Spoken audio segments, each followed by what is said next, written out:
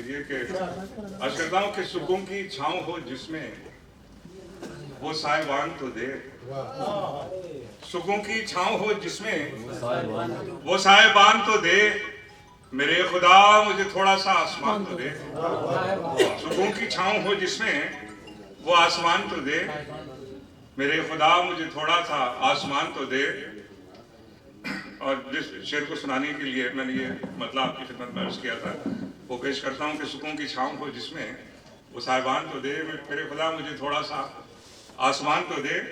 है सरफरोशी रिवायत मेरे कबीले की, अर्ज करता हूँ कि है सरफरोशी रिवायत मेरे कबीले की, झुलसते सहरा में आकर कोई अजान तो दे।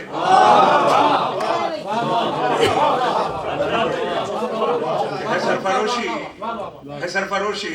देखिए गजल का जो फन है वो रमजियत का है, हिमायत का है, उसमें सपाटपन हो तो फिर वो अखबार की ज़बान बन जाती है, होती है।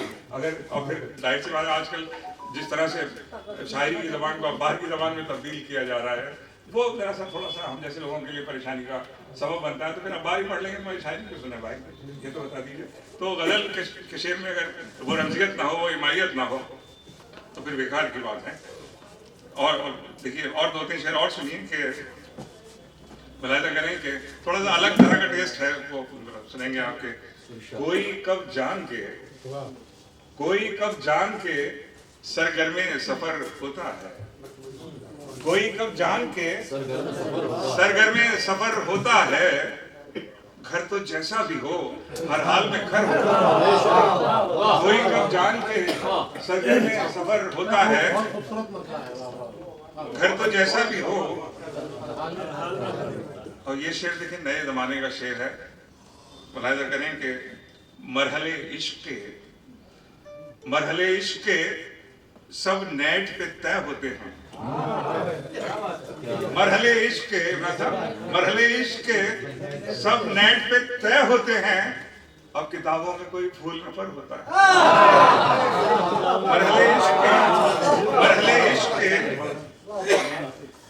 मरहले इश्क के सब नेट पे तय होते हैं, अब किताबों में कोई फूल न पर होता है। हाथ रख देता है जब प्यार से वो कांधे पर, हाथ रख देता है जब प्यार से वो कांधे पर, घर से निकलूं तो कोई खौफ न डर होता है। घर से निकलूं तो कोई खौफ। और ये मक्ते का शेर भी आ गया इसमें कि जी हुजूरी में गुजर जाती है अक्सर फारूक, जी हुजूरी में गुजर जाती है अक्सर फारूक, कितने कांधों पे कभी देखिए सर होता है। जी हुजूरी में गुजर जाती है अक्सर फारूक, कितने कांधों पे कभी देखिए सर होता है। तो ये तीन शेर और मुलाहिजा कर लीजिए। देखिए एक मतलब है ये कि खुदा करे कि ये मिट्टी बिखर भी जाए, खुदा करे कि ये मिट्टी बिखर भी जाए, अब चढ़ा हुआ है जो नशा उतर भी जाए। खुदा करे कि ये मिट्टी उतर भी जाए, अब बिखर भी जाए, अब चढ़ा हुआ है जो नशा उतर भी जाए। अब ये शेर मुलाहिजा कीजिए। अर्ज करता हूँ कि चढ़ा हुआ है जो नशा उतर भी जाए, अब ये रोज रोज का मिलना बिछड़ना खलता है, ये रोज रोज का मिलना बिछड़ना खलता है, वो मेरी रूह के अंदर उतर भी जाए। ये रोज रोज का मिलना, ये रोज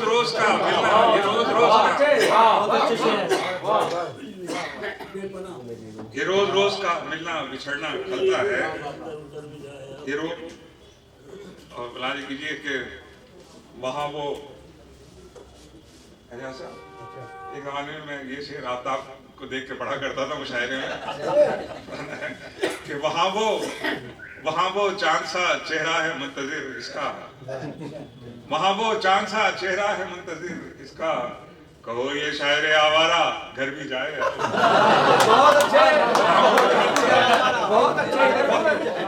वहां वो चांद सा चेहरा है मुंतजिर इसका, कहो ये शायरे आवारा। और देखिए दो तीन शेर और बताइए। नहीं तरन्नुम अब नहीं हो गई, मजाक बन जाता है। एक जमाना था तरन्नुम का, मुझे याद है मुझे 40 वर्ष पहले नौचंदी के मुशायरे की शुरुआत मैं हफीज मेटी साहब की सरपरस्ती में तरन्नुम से ही की थी, मेरे नौचंदी के मुशायरे की शुरुआत। आज भी वो क्लिप मौजूद है, लेकिन अब नहीं है वैसी आवाज़, तो अच्छा नहीं लगता मिला हो जाए।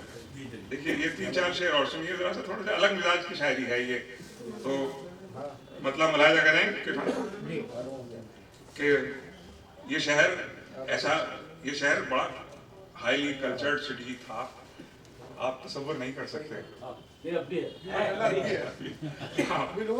अब आदिल चौधरी कोशिश कर रहे हैं दोबारा से उसी रंग में लाने की, वरना यकीन जानिए कि यहाँ चाय खाने और होटल और घर भरे हुए रहते थे, बड़ी सरगर्मी, बहुत सरगर्मी होती थी, बिल्कुल। और ये नौचंदी का मुझे याद है, मैं हॉस्टल में पढ़ता था, तो मेरी ताई अम्मा का खत गया कि नौचंदी का मेला लग गया है, शुरू हो गया है, और आ जाओ, फला तारीख को मुशायरा है, इस बहाने मुशायरा भी सुन लोगे। जरा सुनिए, ये घर थे, क्राइसिस है, वो 4-5 दाव साहब वो सुन लीजिए, साहब शेर सुनिए। क्या है कि फिर उसी शहर में आए हैं जहां रहते थे, फिर उसी शहर में आए हैं जहां रहते थे, पूछते फिरते हैं लोगों से कहाँ रहते थे। फिर उसी शहर में आए हैं, फिर उसी शहर में आए हैं, फिर उसी शहर में आए हैं, बहुत अच्छा मसला है, फिर उसी शहर में आए हैं जहाँ रहते थे, पूछते फिरते हैं लोगों से कहाँ रहते थे। जमाल भाई शेर सुनिए, जमाल भाई, अब वहाँ बात भी करने को तरस जाता हूँ, अब वहाँ बात भी करने को तरस जाता हूँ, कूचे कूचे में जहाँ अहले जुबान रहते थे, अब वहाँ बात भी करने को तरस जाता हूँ, कूचे कूचे में जहाँ अहले जुबान रहते थे, और सिर्फ किरदार ही पहचान हुआ करता था, सिर्फ किरदार ही पहचान हुआ करता था, मेरे अजदाद तो बेनामो निशान रहते थे, सिर्फ किरदार ही पहचान हुआ करता था, मेरे अजदाद तो बेनामो निशान रहते थे। ये शेर देखिए कि तुम अगर तोड़ भी देते, नाजुक सी बात है खुर्शीद, तुम अगर तोड़ भी देते ये अना की दीवार, तुम अगर तोड़ भी देते ये अना की दीवार, राह में और भी कुछ संगे गिरा रहते थे, तुम अगर तोड़ भी देते ये अना की दीवार, राह में और भी कुछ संगे गिरा रहते थे। और शेर, नाजुक सा शेर देखिए कि दिल के दरवाजे पे, अब दिल के दरवाजे पे दस्तक सी हुई थी फारूक, दिल के दरवाजे पे दस्तक सी हुई थी फारूक, कोई घबरा के ये बोला कि यहाँ शुक्रगुजार हूँ इरशाद बेताब साहब का कि उन्होंने मेरी दरख्वास्त को कबूल किया, इसलिए कि रवायतों को तोड़ना नए लोगों का मयार होना चाहिए। मैं रवायतों का मुखालिफ नहीं हूँ, लेकिन बधी टकी बातें करना और बधे टके रास्तों के हवाले से मंजिल की तलाश और उसका तयन करना भी कोई बहुत बड़े काम की चीज़ नहीं है। आज के इस प्रोग्राम के मेहमान खुसूसी सईद अंसारी साहब, और यकीन जानिए कि मैं तो अपने उन दोस्तों को देखने आता हूँ जिनके साथ बचपन गुजारा था। आफाक भाई यहाँ तशरीफ फरमा हैं, मेरे सीनियर रहे, जब्बार भाई एडवोकेट यहाँ तशरीफ फरमा हैं, और यार जिगरदार खान आफ्ताब आलम खान यहाँ मौजूद हैं। मेरे उस्ताद भाई नज़ीर मेठी साहब यहाँ तशरीफ रखते हैं, मेरे छोटे भाई आरिफुद्दीन सावरी यहाँ तशरीफ रखते हैं। मुझसे कहा गया कि यौम उर्दू के हवाले से मैं अपने ख्यालात का इजहार करूं। आज मकाला शाहिद साहब का नहीं है, पहली बार देख रहा हूँ, वजह समझ में नहीं आई, मगर किसी शायर पे नहीं है ना प्रोग्राम, इसलिए अगर शायर पे होता तो शाहिद साहब का मकाला जरूर होता। अच्छा बहुत, मैं जब से आया हूँ बहुत खूबसूरत जुमले सुन रहा हूँ और महसूस कर रहा हूँ, और मेरे सबसे पुराने साथी और दोस्त अभय कुमार अभय और मुजफ्फर साहब तशरीफ रखते हैं यहाँ पर। बड़ी खुशी और रूहानी मसरत का एहसास मुझे हो रहा है आकर यहाँ पर। ये यौम उर्दू की तकरीब, जैसा कि कहा गया कि 9 नवंबर, 11 नवंबर, कुछ और दिन, कभी बाबा उर्दू मौलवी अब्दुल हक के नाम से हमें खुशी इसलिए होती थी कि बाबा उर्दू का ताल्लुक हमारी सरजमीन से था, लेकिन ज़्यादातर लोगों ने ये तय किया कि अल्लामा इकबाल के यौम पैदाइश पर यौम उर्दू मनाया जाए, तो वो 9 नवंबर को मनाया जाता है। इन सब बातों से कतई नज़र मैं उर्दू ज़बान और अदब की तारीख बयान करूँ या सारे लोगों का जिक्र आपसे करूँ, इसलिए कि मैंने तो 40 बरस इसी की रोटी खाई है। सरकारी तौर पर 1 घंटा क्लास में बोलना पड़ता था यूनिवर्सिटी में कम से कम, तो आदत वो हो गई बोलने की। लेकिन मैं आपकी समा खराशी बहुत देर तक नहीं करूँगा, ये आपसे वादा करता हूँ, यकीन दिलाता हूँ आपको। मैं इस प्रोग्राम के हवाले से, इसलिए कि पिछले 20-22 वर्षों से मेरठ यूनिवर्सिटी में शोबा उर्दू कायम है, 2002 में कायम हुआ था, और मेरे दोस्त प्रोफेसर असलम जमशेदपुरी 20-22 वर्षों से वहाँ शेर व अदब के हवाले से काम कर रहे हैं। और आज पोजीशन ये है कि सारे हिंदुस्तान की यूनिवर्सिटीज़ में मेरठ यूनिवर्सिटी का शोबा उर्दू बिल्कुल जाना जाता है एतबार से। लेकिन एक तल्ख हकीकत ये भी है कि पिछले 25-30 वर्षों से एक क्लास थी मेरठ के अंदर जिसमें हफीज बेटी थे, शमीन जयपुरी थे, मुस्तर नगीनवी थे और बहुत सारे जमील बेटी साहब थे। उस नस्ल के गुजर जाने के बाद कुछ घराने ऐसे थे मेरठ के अंदर, तालिब जैदी साहब का घर था, आफ्ताब खां का घर था, और भी बहुत सारे 5-7 घर थे जहाँ बाकायदा अदबी मजलिसें मुनक़िद की जाती थी। लेकिन पिछले 25 वर्षों से इस शहर के अंदर ऐसा सन्नाटा पसरा है कि उर्दू का कोई नाम लेवा न पानी देवा, यूनिवर्सिटी के अलावा।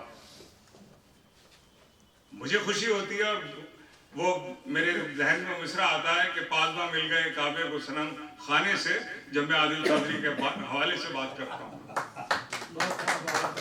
इसलिए कि आदिल चौधरी ने जिस तरह से उर्दू के परचम को बुलंद किया है, वो एक बहुत बड़ा काम है। बड़े दिल गुर्दे की बात है कि आज ये 52वीं नशस्त है जो मुतवातिर तवातुर के साथ मुनक़िद की जा रही है। ये हौसला हर किसी के अंदर नहीं होता, और इस परचम को आदिल चौधरी की सरपरस्ती में लेकर हम ख्याल फाउंडेशन के ज़ेरे एहतमाम हमारे दोस्त एडवोकेट इरशाद बेताब लेकर चल रहे हैं। इनकी मेहनत और मशक्क़त जिस तरह से ये करते हैं वो काबिल तहसीन है, काबिल दाद है। मैं उर्दू के हवाले से आपसे क्या अर्ज करूं, आप मुझसे बेहतर जानते हैं कि जिस शहर में आप बैठे हैं, जिस शहर के लोगों के दरमियान एजाजुद्दीन पॉपुलर मौजूद हैं, इरफान आज़मी मौजूद हैं, ये वो लोग जो मेरठ के लोग हैं बिल्कुल ख़ास तौर पर, ये मुझसे बेहतर जानते हैं कि मेरठ वो शहर है जहाँ गालिब क़याम करते थे। ये वो शहर है जहाँ पर, जिस शहर के अंदर गालिब के खतूत के मजमूओं के तकरीर निगार मौलवी मौलाना कलक मौजूद थे। ये वो शहर है जहाँ मोमिन के शागिर्द नवाब मुस्तफ़ा खां शेफ्ता क़याम पज़ीर थे। ये कोई मामूली शहर नहीं है। और हमने तो अपने महल्ले के करीब इस्माइल मेढी का वो घर भी देखा जहाँ बच्चों की नज़मों को कहने वाले इस्माइल मेढी और गाजी साहब ने ये दोनों किताबें बड़ी जाँफशानी के साथ मुरतब की हैं। मैं गाजी साहब को इस हवाले से दिली मुबारकबाद देना चाहता हूँ, क्योंकि इस्माइल मेढी बहुत अरसे से, इस्माइल मेढी पर यूनिवर्सिटी के अंदर उस्ताद मोहतरम अमीरुल्लाह खान शाहीन साहब की निगरानी में पहला तहकीकी मकाला लिखा गया था। बाद में शायद शादाब अलीम ने भी जो काम किया PhD का, वो मौलवी इस्माइल मेढी के हवाले से ही किया था। बाहर की बहुत सारी यूनिवर्सिटीज़ में भी काम हुआ है, लेकिन ख़ास तौर से जिस तख्लीकियत के साथ यूनुस गाजी साहब ने ये दोनों किताबें मुरतब की हैं, उसकी दाद देने को दिल चाहता है। मैं तो बस मेरठ का कोई जिक्र करता है, मेरठ का नाम लेता है तो नंगे पैर दौड़ पड़ता हूँ, और इनकार तो आफाक भाई जानते हैं मेरे लहजे में होता ही नहीं है। जब मेरठ की बात आती है तो मैं होता ही नहीं है, मैं हाजिर होता हूँ। बातें इस शमा को जो आदिल चौधरी ने रोशन की है, हम सबका फ़र्ज है कि इसको जलाए रखें और इसे रोशन रखें।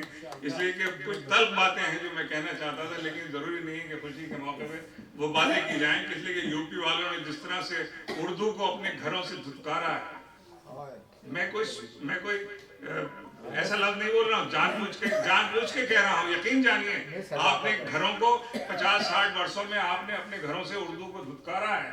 उर्दू के अखबार आप नहीं पढ़ते, उर्दू की किताबें आप नहीं पढ़ते, आपके बच्चे उर्दू नहीं पढ़ते। उर्दू का जो एक मखसूस लबो लहजा और अंदाज बयान था वो आपके घरों से कभी का गायब हो चुका है। ऐसा मत कीजिए। खुदा के लिए जिन कौमों की जबान मिट जाती है वो कौमें मिट जाती हैं, तहस नहस हो जाती हैं। इसलिए आदिल चौधरी ने जो शमा रोशन की है उसकी रोशनी में हमें आगे का सफर तय करना चाहिए। मैं बेइंतहा शुक्रगुजार हूँ इरशाद बेताब साहब का कि उन्होंने मुझे मदऊ किया। और इरशाद साहब बताएंगे, उन्होंने कहा कि फारूक साहब आपको तशरीफ लाना है। मैंने कहा बिलाशुबा हाजिर हो जाऊंगा और मैं आपकी खिदमत में मौजूद हूँ। बहुत बहुत शुक्रिया आपका कि आपने मेरी अल्फाज को बर्दाश्त किया।